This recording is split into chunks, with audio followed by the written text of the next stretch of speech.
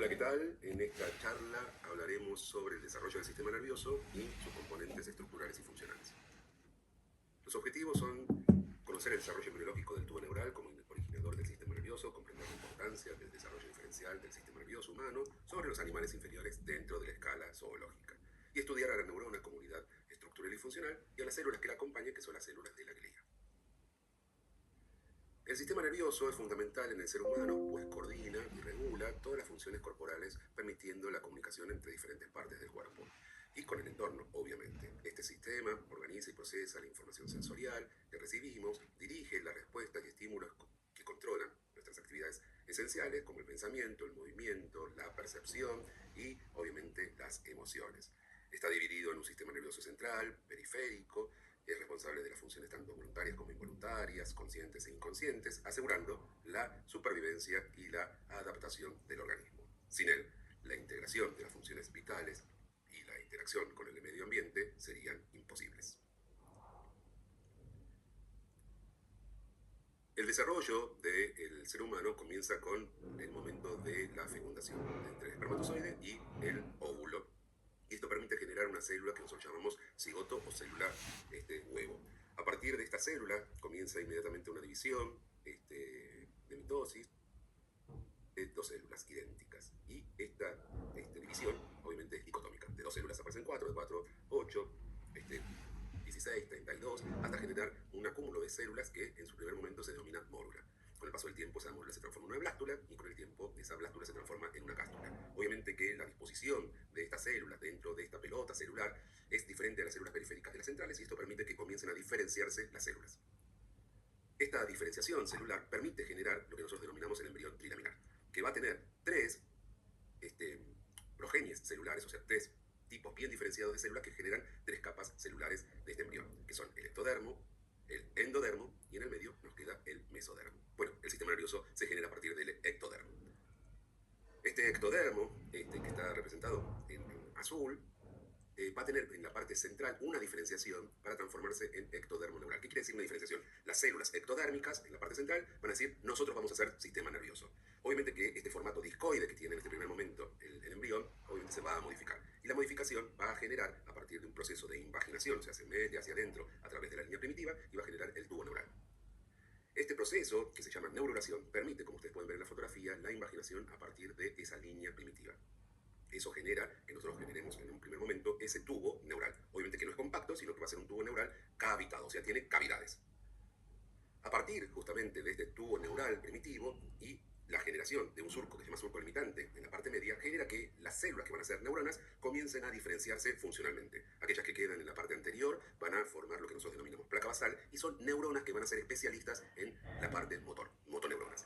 En cambio, aquellas que quedan en la parte posterior, que se denomina placa alar, van a ser neuronas cuya capacidad van a ser de sensibilidad, son neuronas sensitivas. A partir justamente de el paso del tiempo y de los días, en tercera semana, este tubo neural, que era constante y tenía una estructura general común, comienza a diferenciarse, generando en la parte más superior cefálica vesiculaciones. Tres vesículas va a generar, lo que nosotros denominamos el prosencéfalo, el mesencéfalo y el romboencéfalo. Y el resto del tubo neural, que no tuvo ninguna modificación, queda con esa organización primitiva de anterior motor y posterior sensitivo, va a generar justamente la parte caudal del tubo.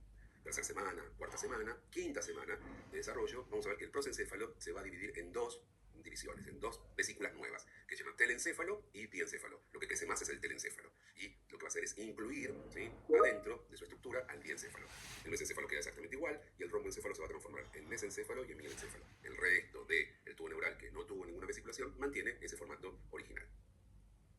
Entonces, a partir justamente de ese prosencéfalo en tercera semana y en quinta semana, que se divide en telencéfalo y en diencéfalo, vamos a ver que se generan lo que va a ser la corteza cerebral, los núcleos basales, la amígdala cerebral, el hipocampo, el núcleo olfatorio. Y recuerden que este tubo neural ya modificado tenía y era cavitado. Así que las cavidades que están relacionadas con el telencéfalo son los ventrículos cerebrales. El diencéfalo, que va a dar el tálamo, el epitálamo, el hipotálamo, subtálamo, retina y nervios ópticos, tienen como cavidad el tercer ventrículo. El mesencéfalo siempre queda igual como mesencéfalo, y va a tener un conducto que vamos a ver más adelante, que son las cavidades, y vamos a ver que esas cavidades están rellenas con líquido cefalorraquídeo, que se llama acueducto mesencefálico de Silvio. El romboencéfalo, que se transforma en metencéfalo en quinta semana, me va a dar la protuberancia del cerebelo, y el mielencéfalo me va a dar el bulbo raquídeo.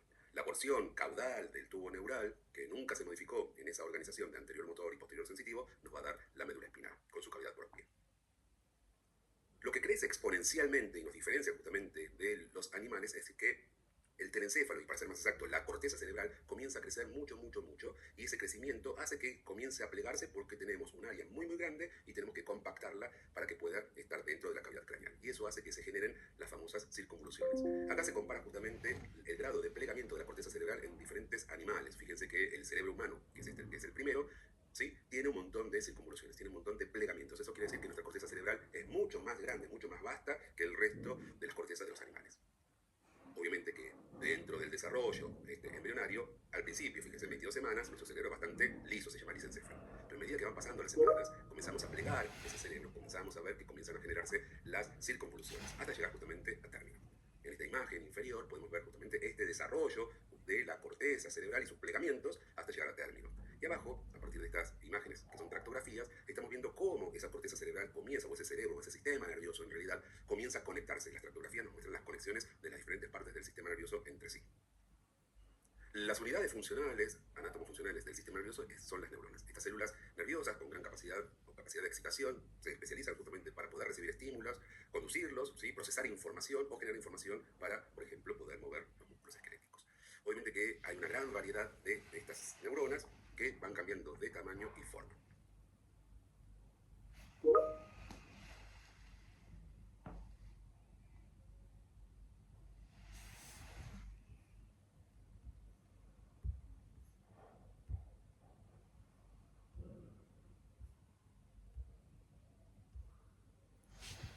Aquí vemos una neurona clásica, una neurona estrellada, donde podemos observar su histología. Vemos en la parte central al cuerpo o al soma, vamos a ver las prolongaciones centrales de ese citoplasma que corresponde justamente a las dendritas. Vamos a ver una zona que se llama cono axónico que conecta el cuerpo con el axón, que puede estar mielinizado o no mielinizado. Y ese axón, bastante largo, que es la prolongación periférica de las neuronas, termina en una arborización que se llama teledendron.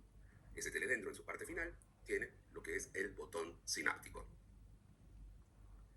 Las neuronas se clasifican según el formato que tiene su cuerpo o soma. Hay esféricas, piriformes, fusiformes, piramidales o las clásicas que son las estrelladas. Pero también se pueden clasificar a estas neuronas según su prolongación, según sus axones, en multipolares, en bipolares, unipolares o pseudo unipolares y polares o anaxónicas. Es decir, no tienen axón, solamente tienen dendritas.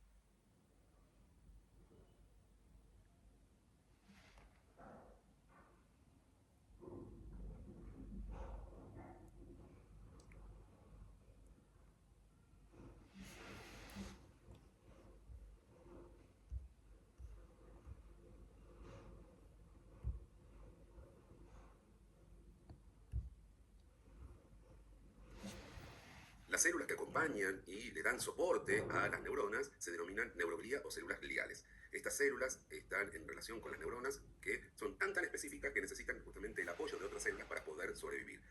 Estas células representan una vasta cantidad de diferentes células que van a cumplir funciones muy, muy precisas. Se las divide en células que se llaman de la macroglía y de la microglía. Dentro de las células gliales de la macroglía podemos encontrar, por ejemplo, los oligodendrocitos, que son los encargados de generar justamente la mielina para mielinizar los axones. O los astrocitos, muy, muy importantes, que regulan el ambiente iónico porque están conectados con los vasos sanguíneos, ya que las neuronas no pueden estar en contacto directo con la sangre y generan justamente estas células que van a permitirle nutrirlas y llevar el oxígeno tan necesario para la función neuronal. La microglía, básicamente, son neuronas inmunológicas y que van a permitir ser los sensores y los protectores del sistema nervioso central. Bueno, hemos visto cómo se desarrolla el sistema nervioso a partir de la embriología. Vimos cómo sus divisiones permiten y sus vesiculaciones permiten generar jerárquicamente estructuras, desde lo más simple, que es la médula espinal, con esa estructura básica que tenía el tubo neural, hasta lo más complejo, que obviamente es la corteza cerebral. Y en el medio van a quedar justamente elementos estructurales y funcionales intermedios. Lo más simple, la médula espinal; lo más complejo, la corteza. Y describimos, obviamente, la estructura de las neuronas como unidad funcional del sistema nervioso y a las células gliales